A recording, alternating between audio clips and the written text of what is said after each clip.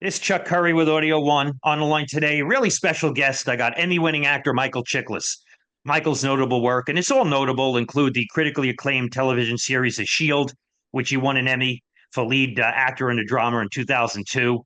Star of The Commission on ABC, was in Gotham on the CW, and in 2005, 2007, was part of the superhero universe in the Fantastic Four, doing a terrific turn as Ben Grimm, the Thing, in the Fantastic Four movies over at 20th Century Fox.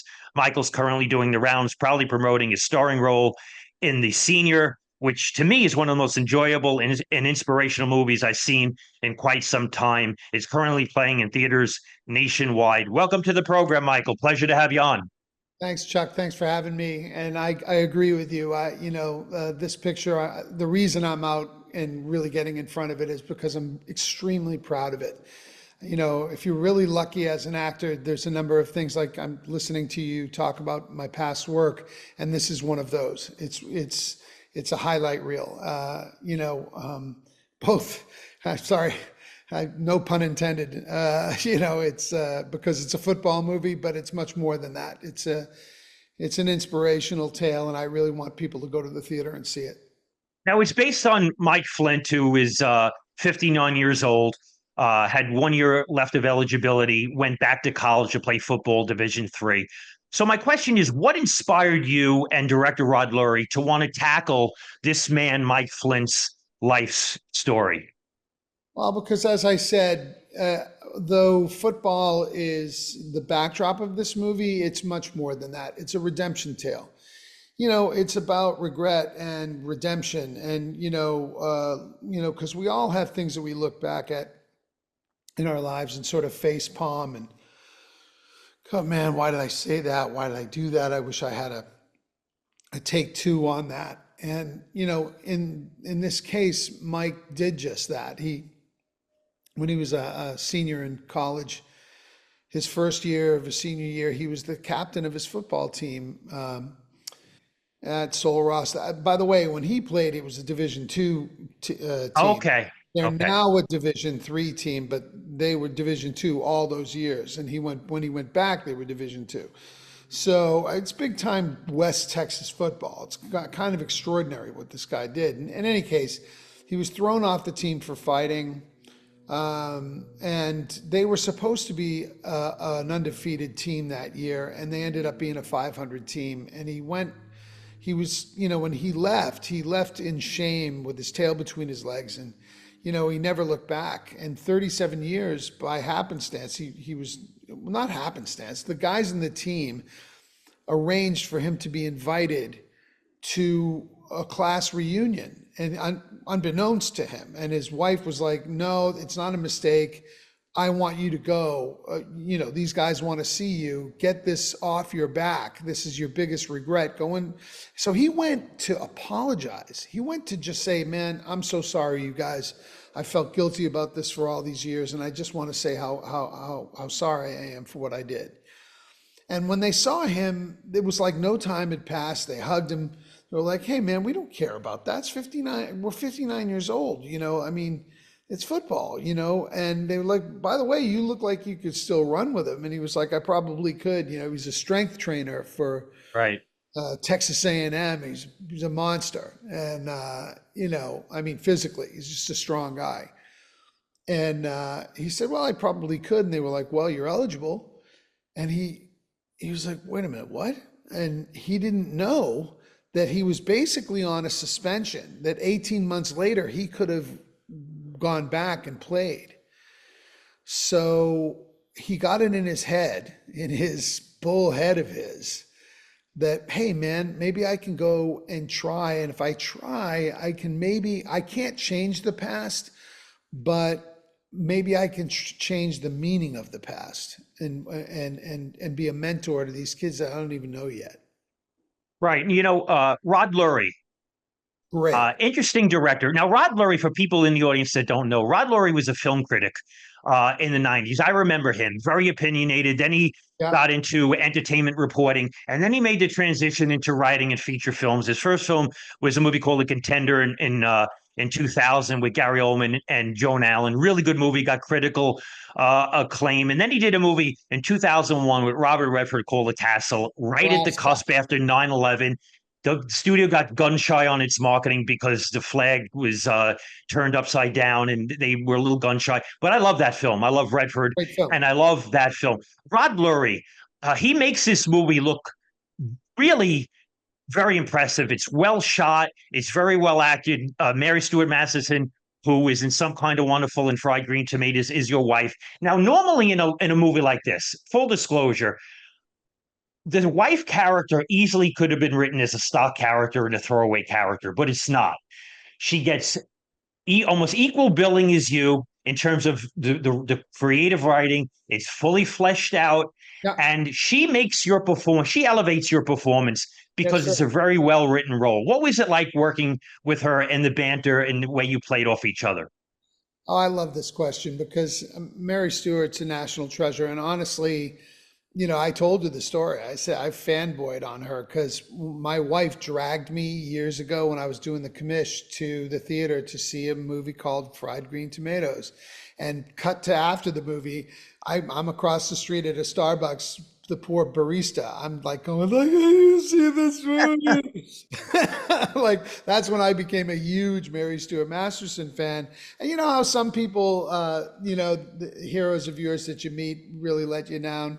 Well, this was the opposite of that. She was Cool. everything I had hoped and more, just incredible, integral actress and person. I love the person that she is. And we instantly just connected and had a wonderful working experience on this thing together. Actually, some of my favorite scenes in the movie by far are scenes that I have with Mary Stewart. Like when, late in the movie, and I don't want any spoilers, but Right. she asks me for a promise to make a It's a promise. great scene. It's a great scene too. And sometimes there's a magic in the air when you work, if you're lucky. And that was one of those times where we left set just, where I just called my family and I was like, I really, this was one of those experiences. The whole film is like that for me. I loved working with these young men. Rob Corddry, who's a wonderfully talented, usually associated with comedic actor. Right. He is Hot tub time machine. Right. right, Yeah. and it's a lot of silly stuff. And but I've always been a fan. But this he does some nuanced, beautiful, wonderfully pathos. Like I mean, he's just beautifully connected to the work in this movie, and I love the stuff he does in it. It's a And look, that's the truest definition of inspired casting because I got to tell you, when I was watching that film, that's Rod Lurie. yeah, I knew you were giving a really good performance, and I knew uh, everybody in the film was doing work. I was not really that familiar with his work, and I was like, who is this guy, right? And there's a scene in the third act where you want to get. I'm not going to give it away, but you want to get on the school bus, and he suddenly sort of lets you down. And I said, man, that's really good acting. His performance in this film is is Tremendous. uh is tremendous. And again, that's one of the nuances of films. And like, another thing, Well, our casting director Sharon, yeah, did a good job. phenomenal, phenomenal job. And by the way, championed me for the role in a big way. And I'm so thankful and grateful to her because, usually I have to fight for every scrap my whole career. I've had to Right. fight tooth and nail and climb in the back window and do whatever I can. And I'm always looking for the diamond in the rough. And this was a diamond in the rough, but And you got it. You got it here. Again, on the line with Michael Chiklis promoting the new film, The Senior, in theaters. I got a question for you. I saw you on Good Morning America last week. You're promoting this movie, The Senior, yeah, and you posed a question. You said, if you go see this movie, you'll laugh, you're going to cry, and you're going to leave with a smile on your face. Now, before you answer that question, I just want to paraphrase something. David Gillian, who was a showrunner of Breaking Bad, about 6 months ago, I remember reading an article where he said, you know what? The industry's done so much dark material. That's good. Your show, The Shield, great dark material. Breaking Bad, The Sopranos, Dexter, which I'm a huge fan. But and he said still, it's time in our culture, with the culture we're living in, which we all know is extremely complex and dark. sometimes frightening, dark. right? To start going inspirational, do things that are character driven, that people, the general audience that goes to a movie like they did when they saw Rudy or Rocky, right? To get enlightened by a character and be inspired, right? Now, you've done dog material in The Shield. To me, I just want to say this. When I was watching the movie, I related to you as a person, as an actor, Michael Chiklis, the same way I was relating to the character I saw on screen, Michael Flint, in the respect that he's 59 when he did this. You were right around 59, 60 when you You know, shot this, right? So Michael Chiklis is getting an opportunity to be the star of a major motion picture at the age of 59. That's something to hold on to. That's pretty cool. Do you have thoughts on that? The flip I side of Michael do. Flynn and yourself? Well, I want to go back to Vince Gilligan because I had had conversations with Vince just before he made those comments, and we discussed this because we were two guys who were sort of part of that you know.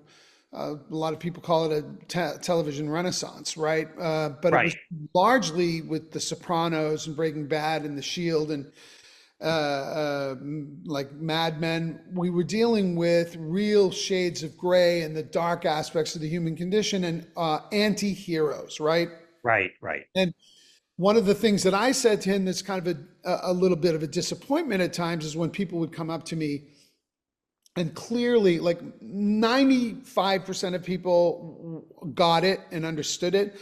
But I was always sort of upset when someone would come up to me and go like, yeah, Vic Mackey, that's the way to do it. And I'm like, whoa, no, that's not the way to do it. You missed the parable. What? You know what I mean? And it Right. got us talking about this idea that, uh, not that you have to guide people, but you know what? If there's this celebration or in just the volume of stuff that you're making that's that sort of, you know, material, it starts to maybe impart the wrong message to the people in the culture. And, and I think that this led to his remarks where he's saying like, hey, that was great. I love the material. I love what we did. I'm very proud of it on Breaking Bad and as I was on The Shield. But maybe we need to focus on writing some real heroes here. I Maybe, agree. and I agreed wholeheartedly. And we had that conversation prior to it. And what was the second part of the question now? The flip side of Vic Mackey or what? Mike Flint and yourself, when you're doing this movie at 59, getting the opportunity to star in a major motion picture at 59, and he gets a chance to play college football again at 59. As a viewer, like I was reflecting on that double aspect of the film, which I thought was really interesting. I just want to end on this note. I got a buddy who's a radio partner, and in 1989, he told me a story that he was at a hotel in Orlando on vacation, and he was in his early 20s, and he met a guy by a swimming pool, and he was reading a script, and he walked over and he said, what are you doing? And the guy said, who was you? He said, I'm reading a script. I'm about to play John Belushi in a movie called The Wire. And then I got to get on an airplane and do a one episode stint on a show called BL Stalky, which was a Burt Reynolds show. Yeah, that's right. Do you remember that? Do you remember that? I do. It wasn't Yeah. Orlando. It Yeah. was Miami. Okay, Miami. Yeah, Okay. yeah. But Uh, yes, I remember it like it was yesterday because it was a very life-altering, life-changing time in my life. Back to your previous question, that's just a mhm. case of art imitating life, where, Right. just crazy that I was 59 playing a 59-year-old football player and my art imitating life. Anyway, back to Florida. That was, I had just gone through a year of being blacklisted, Right. and I, for playing Belushi and Wired, and it was the late great Burt Reynolds who found out what was happening to me and likened it to the McCarthy era, and didn't know me from Adam, but thought this is wrong. I'm gonna hire this guy to be in my movie because he was doing a series of movies of the week for ABC called Beat the Right. Striker at the Right. time. Right. And that's, I believe, the story. I had already done Wired, and when I met that person by the pool, I don't remember the actual meeting, but it had to be Right. at time. I know I was sitting by a pool reading scripts. I was probably reading B.L. Stryker Right, right. at the time. In any case, no, but I was so elated because I was let out of jail. I was being allowed to work again, and because I had been blacklisted And from. you've done great things. Thank you very much. I Uh, feel incredibly fortunate. Again, the movie is The Senior is currently in theaters. Go see it in theaters. Well worth seeing. But last thing I want to say to you, I have no doubt, I've been doing this a long time. In 10 years and 20 years, people are going to be watching The Senior and talking about this movie because it's really good. It's going to stand the test of time. I have no doubt. Thank, Pleasure to talk to you. Michael Chiklis, The Senior. All the best in future endeavors. thanks, man. Thank you. I appreciate that. I really do.